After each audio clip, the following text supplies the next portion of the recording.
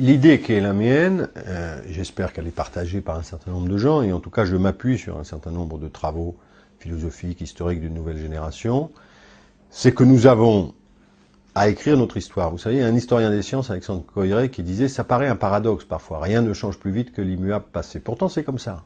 Chaque génération réécrit son histoire. Elle réécrit son histoire non pas dans l'idée d'une passion du passé, mais précisément pour s'accoucher dans le présent. Bon, il faut s'enfanter soi-même et donc faire le propre récit de sa naissance. Je pense que notre génération, après ce qu'ont vécu les générations précédentes d'une certaine façon, c'est-à-dire des événements historiques très importants, le nazisme, le stalinisme, la guerre d'Algérie, la décolonisation, certains même pensent mai 68, je pense que notre génération n'a pas écrit son propre récit.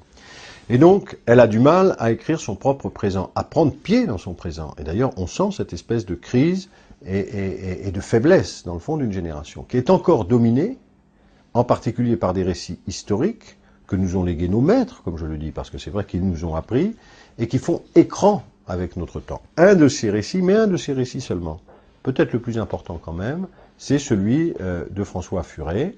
Et François Furet et tous les historiens qui l'ont accompagné sont venus du marxisme.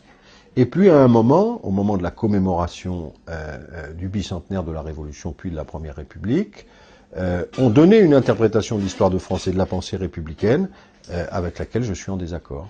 Dans les fausses oppositions, il y a l'opposition laïcité-religion.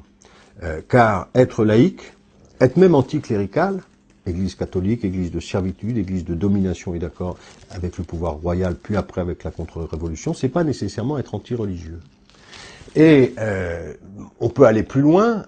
Les premiers grands laïcs, ceux qui ont fondé la laïcité et qui l'ont dans le fond d'abord imposée dans l'école, puis étaient les artisans de la loi de 1905, Jaurès et Buisson, n'étaient pas anti-religieux du tout, loin de là. Et pour Jaurès et pour Buisson. Alors, la question, elle est à la fois historique et politique, parce que, très rapidement, la réflexion, elle vient d'Edgar Quinet, c'est la suivante. C'est la Révolution française a échoué, parce qu'on ne peut pas faire une révolution uniquement dans la matière, il faut la faire dans les esprits. Or, on a fait la révolution essentiellement politique, mais pas la révolution morale et spirituelle. Et donc, on a laissé le moral et spirituel à l'Église catholique. Donc, il faut remplacer ça. Et d'ailleurs, l'échec de 48, où l'Église catholique, les prêtres sont venus bénir les arbres de la liberté des révolutionnaires, c'est la preuve qu'on ne pourra jamais construire un pays de liberté avec la religion catholique. Mais comme on ne peut pas non plus acclimater le protestantisme en France, comme on l'a fait dans d'autres démocraties, il faut inventer une religion républicaine. Cette religion républicaine, qui doit accompagner la révolution matérielle, mais qui est la révolution spirituelle, c'est la laïcité. Et c'est pour ça d'ailleurs qu'on a pu parler au début du XXe siècle de foi laïque, de religion laïque, et que la laïcité voulait être la création d'un esprit public, d'une morale laïque, et donc l'adhésion à un certain nombre de valeurs. Et donc je dis bien, ça n'est pas la foi religieuse, d'ailleurs il faut bien le préciser, mais c'est un type de foi, et finalement la laïcité serait plus forte aujourd'hui si on la concevait pas simplement de façon négative, comme anti-religieuse, mais comme une véritable adhésion et une véritable spiritualité en elle-même, ce qui était la conception de Jaurès ou de Buisson. Je crois qu'on sort à peine de cette oppression qui a été celle, dans le fond, sur la pensée de gauche française, non pas de Marx, qui est un auteur extraordinaire, mais d'un certain marxisme dégénéré en scientisme, qui a dominé les études françaises pendant des années. Pour y échapper, il y avait une alternative un peu caricaturale, qui était l'hyperlibéralisme, et donc il faut sortir, à mon avis, de ce mauvais couple. Et c'est vrai que je crois que nous sommes dans ce moment-là, toute une génération de chercheurs est en train de travailler sur de nouvelles bases, mais en même temps je suis frappé de voir que dans le monde politique on reste à l'ancien schéma, et donc d'une certaine façon la coupure entre ceux qui produisent le savoir dans la société et ceux qui veulent exercer les responsabilités de pouvoir, local ou national, est telle qu'aujourd'hui on a du mal à faire avancer, disons, la conscience nationale.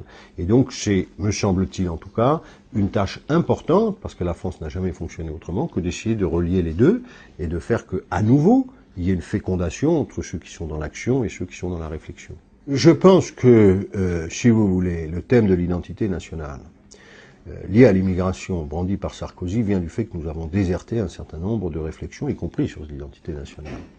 Je pense que nous sommes à un moment un peu d'abaissement de la France, à la fois sur la scène internationale et européenne, et à la fois en interne, où on encourage Les discours sur la laïcité de Sarko, cette idée que dans le fond, c'est la solidarité qui gênerait la richesse collective, on voit les résultats en termes économiques, et je pense qu'il y a une bataille idéologique à mener. Et je pense que si la gauche française et plus globalement le camp républicain, quand on voit ce que dit maintenant M. Bayrou, a perdu, c'est parce qu'ils n'ont pas d'abord été capables de préciser exactement quelle était leur pensée. Donc la crise politique que nous vivons, avec cet abaissement, la France a toujours eu dans son histoire des périodes d'abaissement. Napoléon le Petit, comme disait Hugo, le général Boulanger, le pétinisme. On a une tentation d'abaissement en nous, dans notre récit national. Il faut essayer de surmonter ça. On ne le fera pas uniquement par des combinaisons d'appareils, comme on les voit au PS, on le fera par un travail intellectuelle en profondeur. Donc je crois que la crise politique est liée à une crise intellectuelle et que là, nous avons, disons, si vous voulez, presque un élément d'espoir. En tout cas, c'est comme ça que moi j'ai vécu mes lectures des 10 dernières années. Je trouve qu'il y a chez des jeunes historiens, des jeunes philosophes, des jeunes, bon, c'est pas important leur étiquette professionnelle, il y a de quoi, si les politiques voulaient bien les lire, retrouver une forme de cohérence, de sens et d'espérance. Je voudrais que ce travail intellectuel, ce soit le début d'un chemin. Voilà. Parce que les gens ne comprennent pas encore le lien de ce livre à l'action. Et de dire, il faut en repasser par là, par revisiter ce que nous sommes, comme dans nos histoires, comme nous sommes des moments de crise. Je ne prétends pas du tout que c'est la solution. C'est un petit élément de la solution. Mais se mettre en mouvement, parce que je trouve que, si vous voulez, les Républicains et la gauche sont terriblement crispés et immobilisés. Donc il faut se remettre absolument en mouvement, en sachant qu'on a toutes les richesses intellectuelles pour le faire dans ce pays. Il y a beaucoup de gens qui travaillent, il y a une nouvelle façon de poser les problèmes, à la fois dans le champ que j'explore là, celui de l'histoire et de la philosophie, mais aussi dans les sciences humaines, en économie. Et donc il y a là les éléments d'une renaissance, d'un progressisme français, républicain, pour ce qui me concerne socialiste. Et je voudrais donc qu'il y ait quand même l'idée qu'il y a de l'énergie, qu'il y a de la force et qu'on est au début de quelque chose.